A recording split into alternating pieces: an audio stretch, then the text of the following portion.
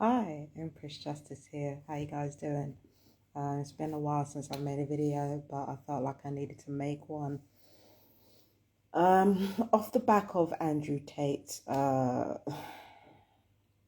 apparent raid in Romania of his home, I was thinking a lot about the sort of rise of the alpha male podcast slash videos, TikToks or whatever, and I've been thinking a lot about this sort of emphasis on coming after bigger women, which has somehow bled into, I mean, I knew it was going to happen here anyway, but this attack on bigger women has somehow bled into also attacking normal women, right? And when I say normal, I'm not talking about like supermodel skinny, nor am I talking about women like me. I'm talking about like women who are like just literally just a normal weight and they look normal and they can move like normally or what have you. It's getting to a point now where, it started with us being attacked and, obesity being attacked, under the guise of concern trolling. And now it's getting to a point where most women are being attacked now. And I knew it was going to reach here at some point, and I knew it. That's why I was like nipping it in the bud with the fat jokes, because I knew that it was at some point going to reach women who are just fucking normal and don't have anything wrong with them, like physically or anything. I mean, I don't see myself as having anything wrong with me physically, but the world does. Now women that a lot of men would see as normal, now they're being attacked too. And what it's kind of evoking for me is this. What I worry about is that there's going to be this rise of angry people from technically privileged backgrounds, not just men, but anybody from a privileged background, who is basically taking this backlash against diversity, and they're using abuse and intimidation in order to coerce people into liking them rather than working on their issues. And this is especially the case with men versus women. Now, women are not without our entitlement. We have behaviors of entitlement all the time when it comes to relationships, when it comes to how we treat men. So we're not without our entitlement. That's certainly not what I'm saying here. But the truth of the matter is that because we live in a patriarchal world, when a man is entitled, it's a lot more dangerous. And it seems like it's getting to a point where we have a growing number of men abusing and intimidating themselves into relationships with women, and then shaming everybody else that they never wanted to, or anybody that might challenge them on their world views because they don't want to be alone. And it wouldn't be so bad if abuse and intimidation wasn't effective, but we all know it is. We can sit here and say that we're above that, we're better than that, we're more civilized than that, we're stronger than that. But the truth of the matter is, abuse and intimidation, especially from people who make a business out of being hateful, it has always worked for them. It always will work for them. Passion will always trump logic and reason every single time. So, especially when it comes to short-term gain, pure focus and pure determination and pure drive is what it takes in order for you to get what you want. And abuse and intimidation is nothing more or less than a concentrated source of energy aimed in one direction. So we can't sit here and say that these abusive men coming out the side of their necks talking about women's bodies, a lot of them dragging race into it. We can't say that it doesn't work. They've got women, some of these people have got women. Not all of these men are single. Some of them actually have girlfriends and wives. There are some men for whom this shit actually works. And as as there's this backlash continuing against diversity, it's going to continue working even more. This is what I see. It's going to keep working. And there's going to be a new generation of young women not necessarily feeling bad about themselves. That's not what we have to worry about here. What we have to worry about here is them being coerced into relationships or into assimilating with what men want, or what men think they want, out of fear. Apparently, according to the FBI, in America alone, attacks against women have already doubled. So, it's like, that's what I'm actually worried about. I used to take it so personally as a bigger person. I used to really take it personally when people came for me. But now I'm starting to realize this is bigger than me. No pun intended. It's bigger than me. Because now we've gone from talking about women who were 600 pounds. And even then, why the fuck would you shame somebody who's so desperately ill anyway? We've gone from shaming 600-pound women to shaming 400-pound women to shaming 200-pound women. And now it's women 145 and under. Do you understand what I'm saying to you? It's getting beyond a joke. It's not funny.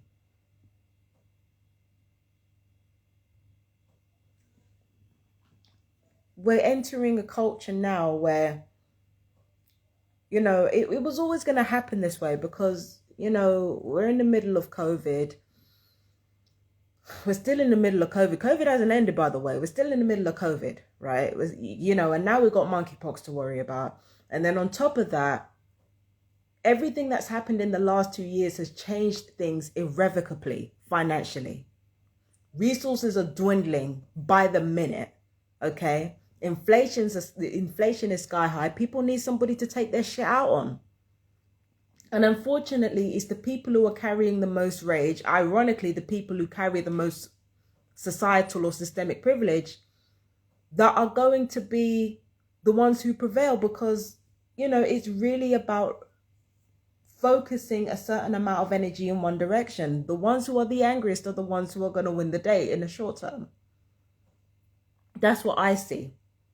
Now, we can see throughout history that fascism never lasts long. It never lasts long. Like this whole hardcore misogyny thing, hardcore racism thing, hardcore this, that, and that, it doesn't last long. It's never lasted long.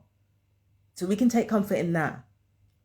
But this is where we are headed. We're headed towards a transition of power in which we're running out of resources and people need somebody to take it out on. And unfortunately, the most irrational people on that, the most irrational people are the ones who are going to prevail. That's just the way it is. That's just the way it is. And when it comes to this whole thing of men versus women and talking about women's body size and stuff like that, like I said before, there's going to be a growing number of men who are going to abuse and intimidate women into being with them because they don't want to be alone.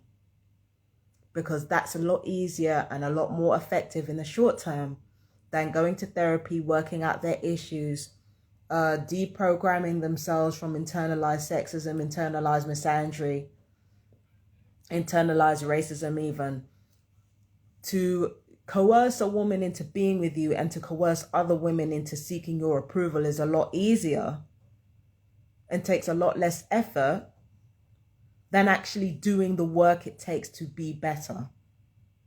And like I said, it's not just men who are doing this. It's not just men who have certain entitlements. We do too, but our entitlements are different. Our entitlements are different and rooted from a different place. Whereas the entitlement of men is rooted from centuries of having their anger always work for them.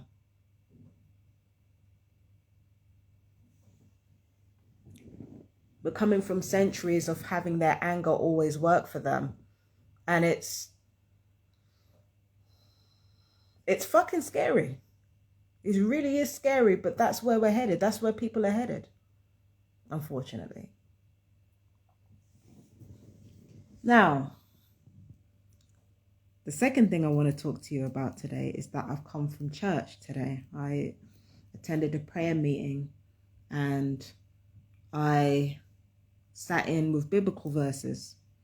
And the thing that really struck me was how much my interest in alchemy and my interest in the occult has actually prepared me for church. It actually really struck me how well versed I became in the Bible once I decided to kind of turn away from Christianity and towards alchemy. And, you know, I thought it was going to be an LGBTQ friendly church, but when I actually went down there, it was just a regular family. It was a regular family of a pastor. And there weren't any of the flags that were present there, which means it was just a regular church. Yeah, so yeah, I went down there today. It was nice. It was a nice church, but once again, they want to ask the question, are you willing to give your life to Jesus? And this is, I want to go back to do the biblical study, but it's going to be a no. It's a no immediately. And the reason why it's a no immediately is because it's not that I don't value the church. It's because I can see what's behind the biblical text. I can see the meaning behind it.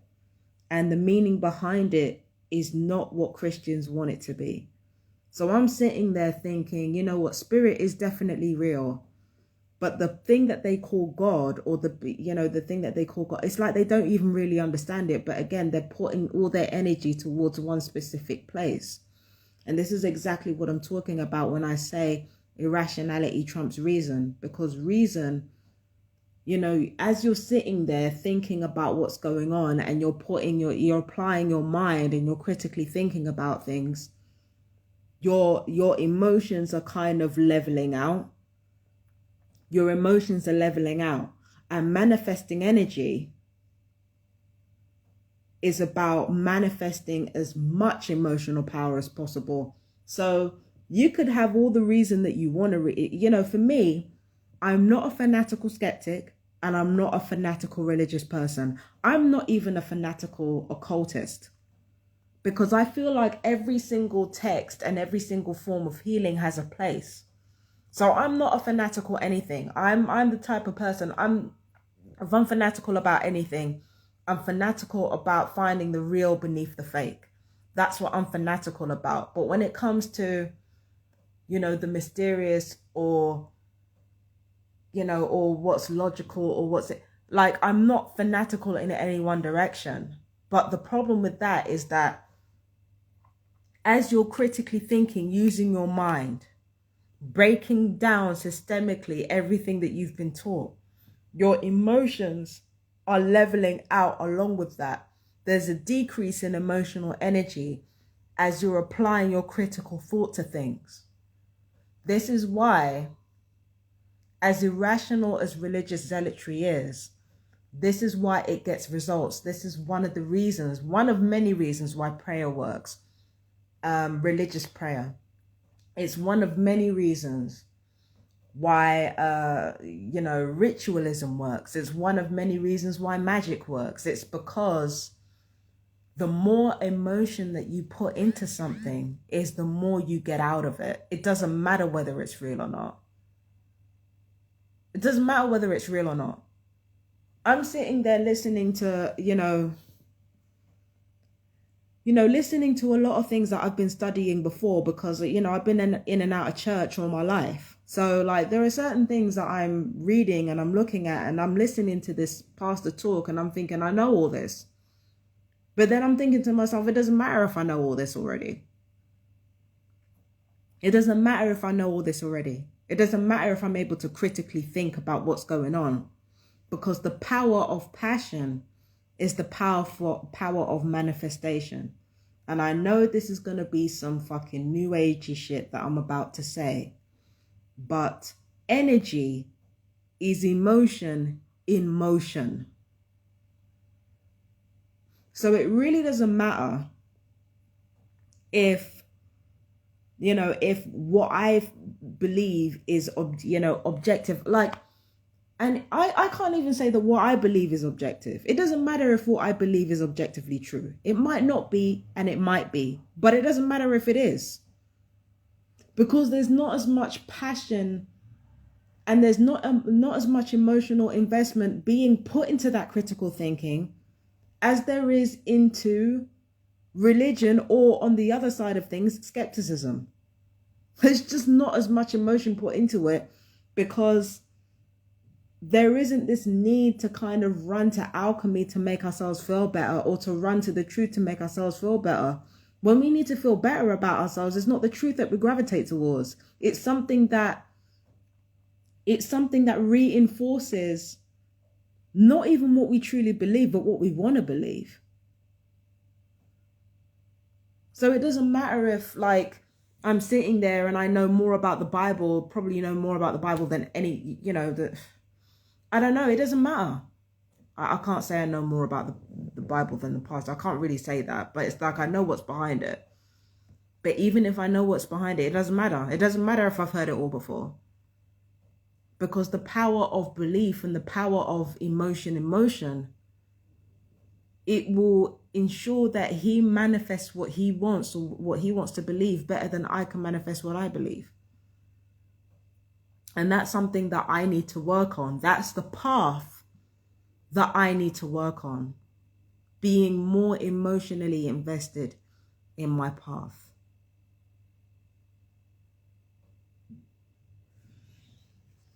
So, I don't know if that makes sense to anybody, but again, like I said in my, in the Empress Justice Tarot New Moon and Maga reading, people are increasingly being split into parts. It's been happening since the moon was in Mrigashira a few months ago. Yeah. People are increasingly being split into two parts. And the parts of our ancestry are calling us. They're calling us to make a decision. And it's going to be, especially in times of uncertainty, that our ancestral line is going to be calling us.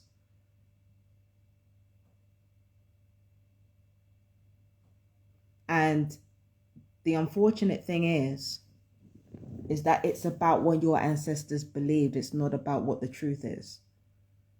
The truth, as much as I hate to say it, it might not protect us all that much. It might not protect us all that much. Especially if we don't put our bodies behind that truth and put our emotions behind that truth. Might not protect us all that much as what our ancestors believed to be true. So I don't know, man. I don't know. I mean, I like church. I like it a lot more now than I used to. But as for being a Christian, I don't know. I don't know, man. I made a decision a long time ago that the truth would be my anchor. And if that truth doesn't align with a belief in Jesus as a literal presence, or like if it doesn't translate to that, then it doesn't translate to that. The truth will always be my anchor though.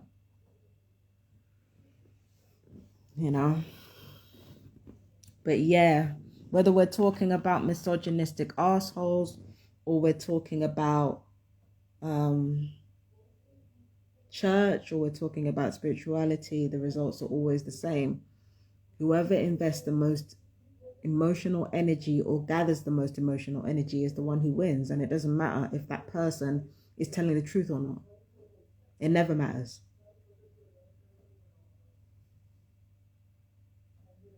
And while it's a scary prospect, on the one hand, it's very, very scary. On the other hand, it kind of makes us realize that how much agency we have in what we want to believe and what we want to create in our lives. And what am I talking about? That is scary. But yeah. No, I don't like where this new environment is heading. I think people just need to just fucking chill out. There is a way that we can get resources back. There is a way that we can get the economy back. There's no hard and fast solution, sure, but there are ways in which we can get some level of stability for the people coming after us. There is a way for us to do it. We just have to be disciplined. We have to listen to each other, and we have to just not be assholes. But unfortunately, human beings are not capable of that.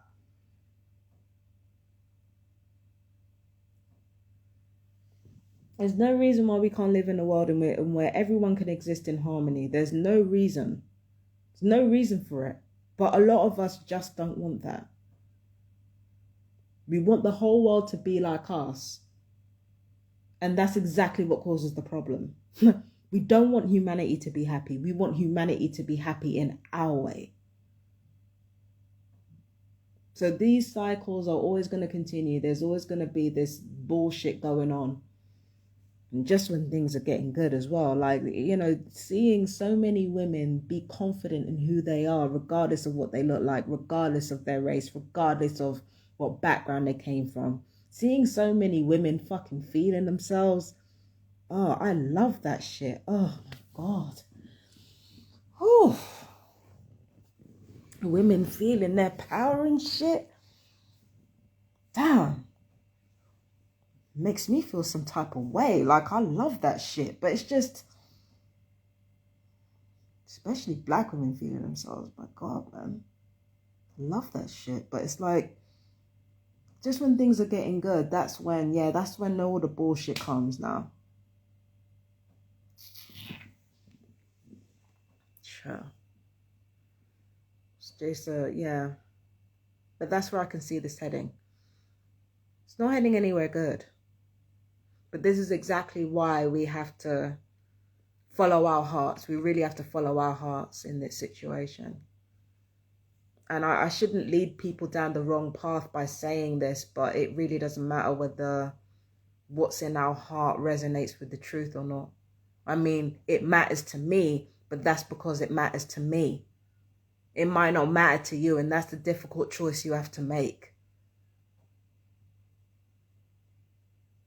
Are you going to go with the truth, or are you going to go with what resonates for you? What resonates with your heart? And if you're going to go down that road, what sacrifices are you prepared to make in the meantime?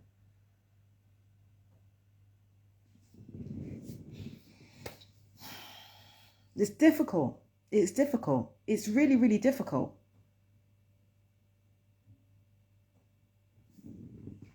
It's really difficult. It is so difficult. You know? But here we are. Anyway, I gotta go. I hope all of that made sense. It was just rambling, really. But I hope it made sense to you. But yeah, anyway, guys, take care. Peace and blessings. Mwah. Bye-bye.